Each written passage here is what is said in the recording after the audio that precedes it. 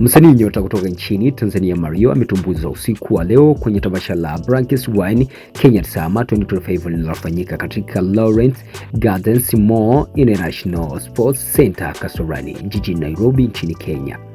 Tamasha hilo limekusanya maelfu ya mashabiki wa muziki, fashion na burudani kutoka maeneo mbalimbali ya Afrika Mashariki.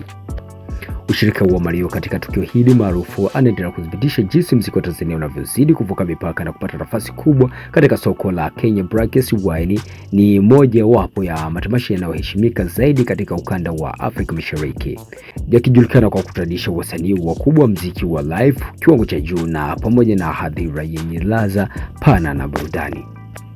Akiwa jukwani, Mario ametumia nafasi hiyo kama daraja la kuunganisha mashabiki wa Tanzania kupitia nyimbo zake zilizopendwa sana, huku akionyesha umahiri wake wa kipekee katika kuwasiliana na hadhira.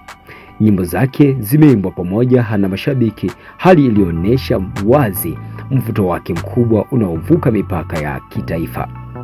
Kupitia utunzaji huu, mwimbaji wa Olua ameendelea kuimarisha jina lake kimataifa na kuthibitisha kuwa ni miongoni mwa wasanii wa kizazi kipya wanaobeba vyema bendera ya muziki wa Tanzania nje ya nchi.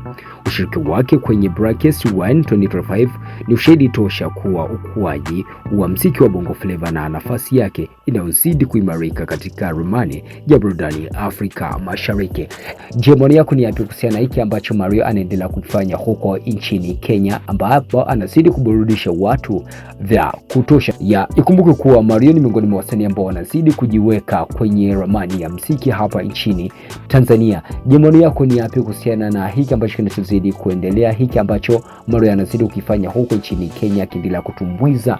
Tumia kwenye uwanja wa comment. Official Memories _255 ndio jina langu, bila kusahau hapa ni Marshall TV. Make sure umesubscribe kwa ajili ya kupata taarifa zaidi kuhusiana na kinachozidi kuendelea huko nchini Kenya.